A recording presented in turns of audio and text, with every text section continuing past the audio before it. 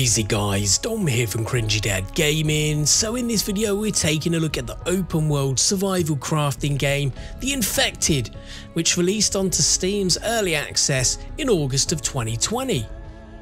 Now as you may know, I'm really into my survival games, but unfortunately there is a lot of trash out there on Steam and it can get a little bit frustrating trying to search for that new survival game to get your teeth into. Now, I did actually refund this game when I first bought it back in August 2020, but it's come a long way since then, and looking at all the updates it's had over the last few months, I decided to give it another try. So in this video I'll be answering the question to you guys, should you buy? Based on my experiences in the game so far. With so many good survival games out there, can it compete with the likes of The Forest and The Long Dark? Well, let's jump into the video and find out. So like most survival crafting games, you're going to start the game crafting some basic tools and maybe a little base. Now some games can be a little bit frustrating with trying to figure out how the mechanics work, but not here in The Infected, because you get this handy little itempedia that lists all the items you can craft, tells you all the things you need to craft them and what they actually do. Because certain things will give you certain buffs, such as the clothing here, as well as the different food types you're going to get in the game. The level of detail in terms of the items that you can craft in this game are fantastic, and I just thought it was really good. There is some standard affair, like certain crafting benches that do certain things, but I really liked all the elements in the construction that you can build. You can make yourself a modest little log cabin or something a little bit more extravagant. There is lots of different storage options as well, so not just a standard storage box, you got all sorts of things here to be able to store up your firewood and your sticks and your planks and all sorts of different construction such as power as well as cooking and other things.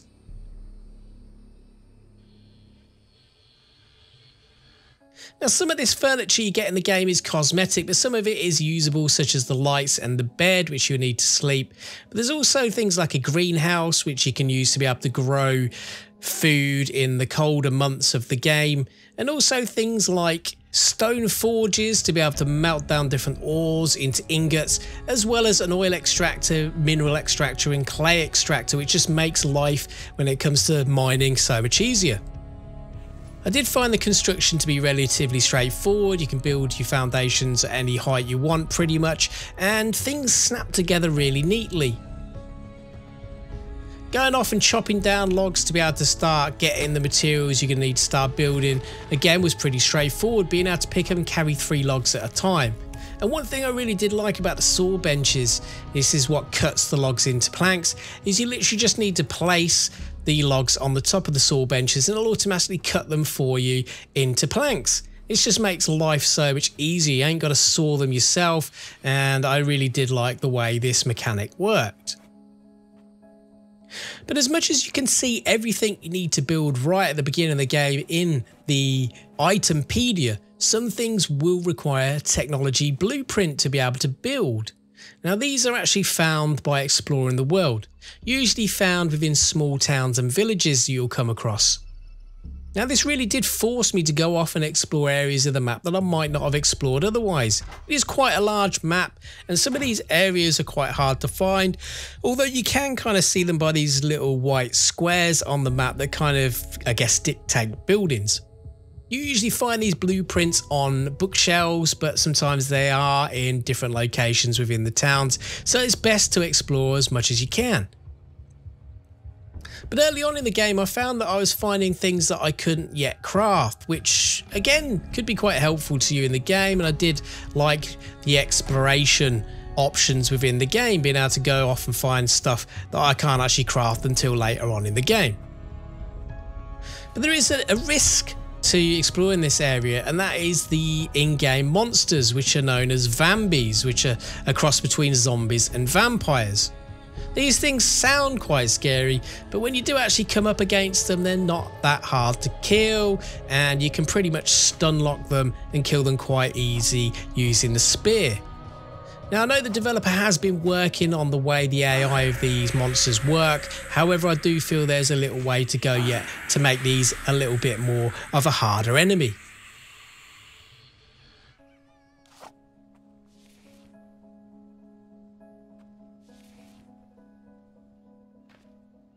Now, one area of the game really shines, and that's the hunting. I really enjoyed the hunting in the game. There's various different animals for you to go off and hunt, to be able to get things like meat, pelts, and fat, all stuff you're going to need to survive.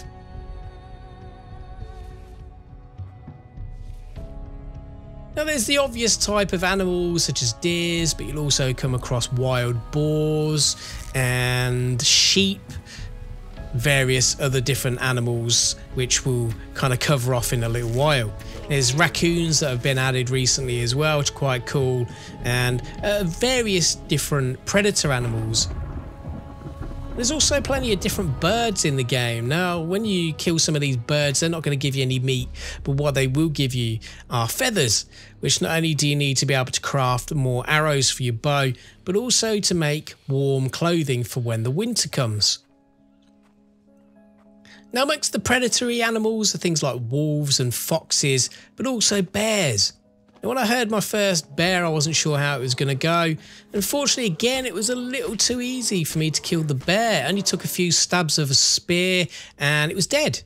It didn't really do much damage to me when it hit me, and I feel there needs to be some work on not only how hard the bear is to kill, but how much damage it does.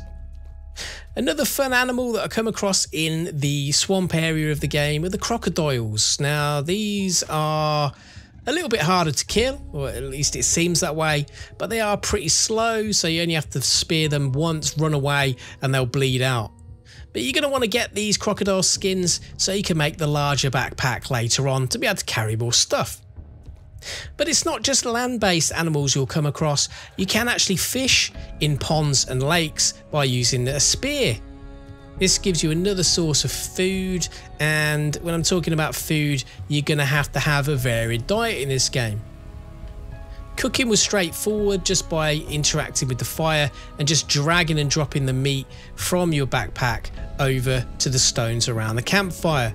Didn't take too long to cook here, but one thing you will notice over on the right hand side are all the different bars. Now, you will have to keep things balanced, not only thirst, but also things like proteins from meats, carbs from different fruits and vegetables, fats from meat, and also vitamins. If any of these go down too far, you're going to start getting negative effects and eventually lose health and die. So you will have to explore the world a little bit to be able to find fruits and vegetables. And eventually you'll get seeds for these and you will be able to plant some of your own, either in your greenhouse or the little planting pots that you can build. Each food source gives you different stats to be able to increase things like thirst, health, and the aforementioned. One thing I really did like in the game was the fact that you can tin up some foods. Like if you get half a melon, half a watermelon and an empty tin, which you can either find from exploring or craft one yourself, you can create a fruit salad. Now the benefit of this is all the food types in this game do spoil over time. They have like this countdown timer. So actually tinning up some of this food does actually make it last longer. In terms of actually keeping your thirst level up, you can do that with some of these fruits, such as the watermelons. However, the best way of doing it is collecting water from a river or lake by using the flask that you start the game with. Once you open your inventory next to a water source, it will give you the option to be able to just drag and drop your flask to add the water to it. It's as straightforward as that, which I really liked. And then all we have to do is take that dirty water back to a campfire, and on the campfire you can just drag and drop the flask to the bucket on the top. Just after a short time it will purify the water, allowing you to drink fresh water. Now there are other ways to collect water in the game. You can collect some containers, and there's also some larger flasks that you can craft later on to be able to hold more water, but this for me was pretty straightforward early on in the game and not too complicated. Now you may get injured at certain points in the game, either by the predator, wildlife or the Vambis themselves. It does show an icon on your screen when you're injured, and when you access the character menu here, you can see which body part is injured.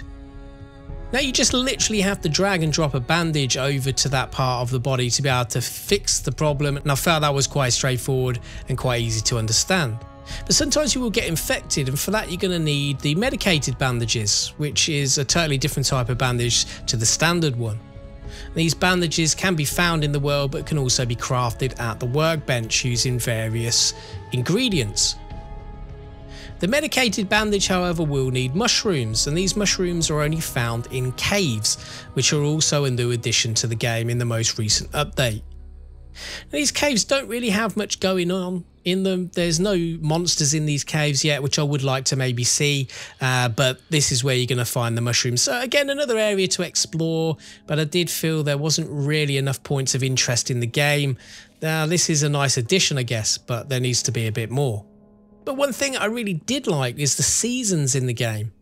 So it can go from a blistering hot summer right through to a freezing cold winter. This totally changed the dynamics of the game and how you play it.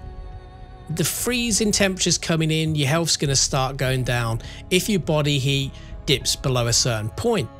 This is where you'll need to craft yourself some winter clothing to be able to stay warm. But you'll also find access to certain food sources and water sources are going to come a bit more difficult because lakes and ponds will freeze over. Doesn't seem like you can actually smash this ice open, which means you're restricted to be able to get to the fish and the water itself. Now, at this stage in the game, I worried about how I was going to get water, but notice that if you look down at the floor with your inventory open, you can add snow to your flask and then just purify it the same way you did with dirty water from the pond. I did like how this worked, and it is relatively realistic. You will need to keep your fire nice and warm though, because even inside your building without the fire, you're going to freeze. Just gives you a chance to rest and recuperate. Now, you do sleep to gain energy and also skip time to a certain extent. But one thing the game does have is Horde Events.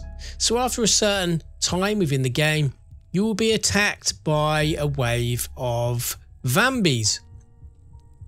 The numbers of Vambis increase as the days go by within the game, so the longer you play it, the more Vambis are going to try and attack your base. One of the things you can craft though are these little stake traps that usually trap the Vambis, allowing you to kill them quite easy. But I think as the time progresses though, it will get a lot harder with the number of Vambis increasing. They will eventually break down those spikes, so it is really kind of an area defense type game, and you know, you're going to want to build up your base, and I did kind of like how that was implemented into the game.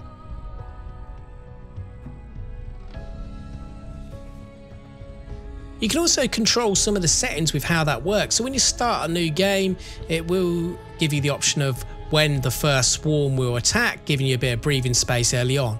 How many Vambis will actually attack in the first instance, so it gives you the option to either have a low amount or a higher amount, depending on the sort of challenge you want.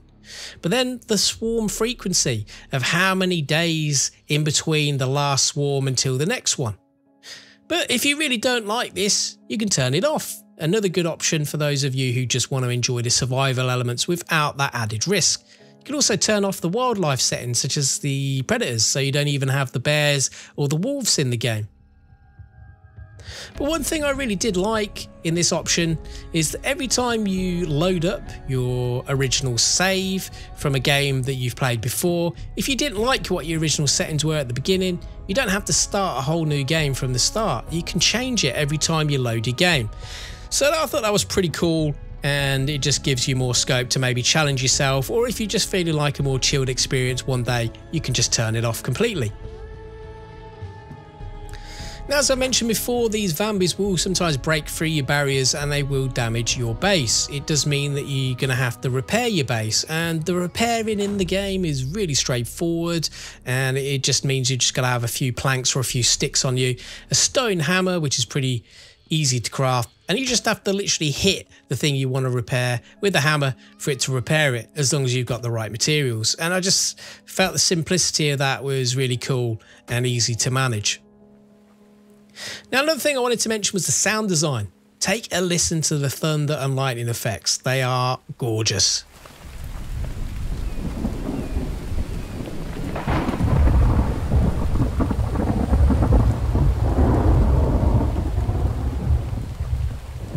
Now, sound design for me in these types of games are really important for the immersion, and I felt the sounds were very natural, very realistic, and it was quite impressive. So yeah, the sound design in this game is very good. Now, for me, the only thing the game is missing is a story. There doesn't seem to be any lore in the game, any explanation as to what's happened to you, why you're on the island, what's happening about the Vambis. I don't know if the developer has plans to add any story elements into the game. There's no voice acting, no NPCs that you'll come across. So in that aspect, the game is relatively thin. However, I do feel if you're looking for a survival game, it has strong survival and building crafting mechanics. This is where the game shines, and as much as there still needs to be some work with some of the AIs in the game, I just feel that that part of the game is well worth buying it. The graphics look good in the game. They're not the best I've ever seen, but they are relatively beautiful in places. The sound design is fantastic, as I've already mentioned, and I think the immersion is pretty good. I would like to see more areas of interest, as I've already mentioned, maybe a different look for some of the towns, and maybe some extra areas to discover, such as some old ruins or maybe some World War II bunkers, just something to add a bit more interest when exploring the world. Getting around is a little bit difficult as well, so maybe I would like to see an increase in the overall stamina of your character, but these are all minor things. The overall performance of the game is pretty good, had constant frame rates and no crashes. Despite a few bugs in the game, they weren't game breaking, and I think for the price of the game being only $10.99 on Steam, and that is without a sale, I'd say you're getting good bang for your buck. So the answer to your question, should you buy? If you like survival games, then I would definitely give it a go. You got nothing to lose. I, for one, are looking forward to what the developer adds to the game and how it progresses in the future. If you like the video and you like the game, don't forget to like, comment and subscribe. Watch this space for more of The Infected, and I'll catch you guys on another video. Thanks for watching.